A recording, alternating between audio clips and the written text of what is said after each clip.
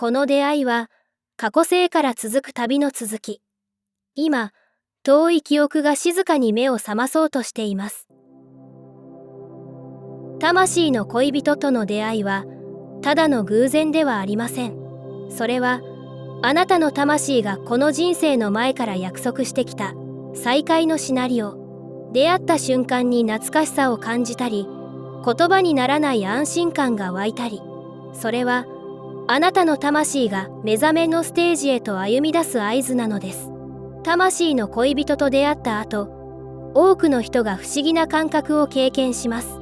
現実が動き出すような感覚、内なる葛藤が浮かび上がってくることもあれば、直感が冴え渡り、本当の自分を取り戻していく感覚もあるでしょう。でも、戸惑いや混乱が出てくるのも自然なこと。それは、魂が古い自分を手放し、新しいステージへと進む準備をしている証なのです。この動画では、魂の恋人と出会った後の内側の変化、そして魂の目覚めが加速していく流れについて、スピリチュアルな視点から優しく紐解いていきます。あなたの中にある本当の願いにそっと気づいていく時間となりますように。第1章、魂の恋人とは目覚めを促す存在。魂の恋人とはあなたの魂の深いレベルで約束された存在。この地球でただ恋をするためだけに出会うのではありません。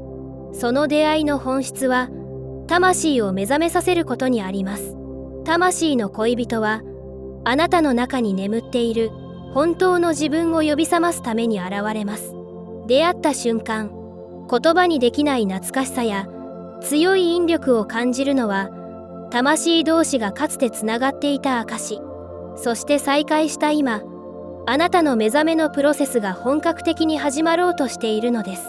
この関係には執着や依存ではなく、魂の成長というテーマが込められています。時には痛みや葛藤を伴うこともあるでしょう。でもそれはあなたが愛に目覚め、古いパターンを超えていくために必要なプロセス。魂の恋人はあなたの鏡です。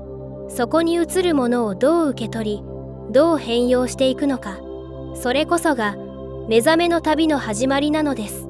第2章、魂が触れ合った時、内側が揺さぶられる。魂の恋人と出会うと、あなたの内側で何かが大きく揺れ始めます。それは恋愛感情というよりも魂レベルでの共鳴。まるで自分の奥深くに眠っていた何かが突然目を覚ますような感覚です。理由もなく涙があふれたり、会ったばかりなのに強烈な親しみを感じたりするのは、魂がかつてその存在を知っていたから。過去世や魂の故郷で交わした記憶が今のあなたに静かに影響を与えているのです。この共鳴は心の奥にしまっていた本当の思いや抑え込んできた感情を浮き彫りにしていきます。それによってあなたの内面が揺さぶられ、自分でも気づかなかった本音と向き合うことになります。この人といると自分が変わっていく気がする。本当はこう生きたかったと魂の叫びのようなものが聞こえてくるかもしれません。それはすべてあなたの目覚めが加速しているサイン。魂が触れ合った時、人生の歯車が静かに、しかし確実に動き出すのです。第3章、これまでの価値観が崩れ始める。魂の恋人と出会った後、多くの人が戸惑いを感じます。それは幸せや愛について自分が信じてきた価値観が少しずつ揺らぎ、崩れていくからです。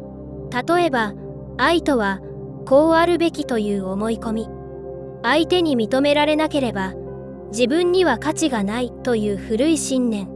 魂の恋人との関係はこうした枠を超えた深いつながりをもたらします。その結果、頭では理解できない感情に振り回されたり、自分の反応に驚いたりすることもあるでしょう。でも、それこそが目覚めの始まり。本当の愛は条件や形にとらわれない、もっと自由で広がりのあるもの。魂の恋人との出会いはそのことをあなたに思い出させてくれるのです。そして少しずつ気づき始めます。これまで大切にしてきたルールや理想像は本当のあなたの魂から生まれたものではなかったことに。あなたの人生は今大きな転換期を迎えています。そのきっかけとなったのが魂の恋人との出会いなのです。第4章、エネルギーが変わり現実も動き出す。魂の恋人と出会った後、あなたの内側では大きなエネルギーの変化が起こります。それは目には見えなくても確かに波動が変わっていく瞬間です。何気ない言葉や景色に涙があふれそうになったり、大切にしてきた価値がそっと手のひらから離れていったり、こうした変化はあなたの波動がシフトしているサインです。そしてこのエネルギーの変化はやがて現実にも影響を与えます。人間関係、仕事、住む場所、今のあなたに合わなくなったものは自然と離れていくかもしれません。それは決して失うことではなく、新しいステージへと移行するための浄化のようなもの。あなたが魂の声に従って軽やかに生きるとき、それにふさわしい現実が少しずつ現れてきます。魂の恋人はその変化の触媒となる存在。あなたを変えようとするのではなく、本来のあなたに戻るためのスイッチをそっと押してくれるのです。変化は時に怖さを伴いますが、その先にはあなただけの新しい現実が待っています。第5章、一時的な離別やすれ違いのスピリチュアルな意味。魂の恋人との出会いは全てがスムーズに進むとは限りません。むしろ深く惹かれ合った後の一時的な離別やすれ違いに戸惑う方も少なくありません。けれどこうした出来事にはスピリチュアルな意味があります。魂の恋人とはただ一緒にいることが目的ではありません。お互いが目覚めのプロセスを進めるために出会っているのです。一時的な距離や葛藤はあなたの内面にある未解決のテーマを浮かび上がらせ、本当の自分と向き合うための時間を与えてくれます。相手を責めるのではなく、自分自身を見つめること。その中に魂の成長の鍵が隠されています。そして不思議なことに、そのプロセスをしっかりと歩んだ時、再び自然とつながりが戻ることもあります。魂の恋人との旅は一直線ではありません。でもどんな時もそのつながりは見えない次元で続いています。すれ違いや離別さえもあなたが目覚めるための聖なるプロセス。今起きていることは全てが意味のあるタイミングで訪れているのです。最終章、あなたはもう目覚めのステージに立っています。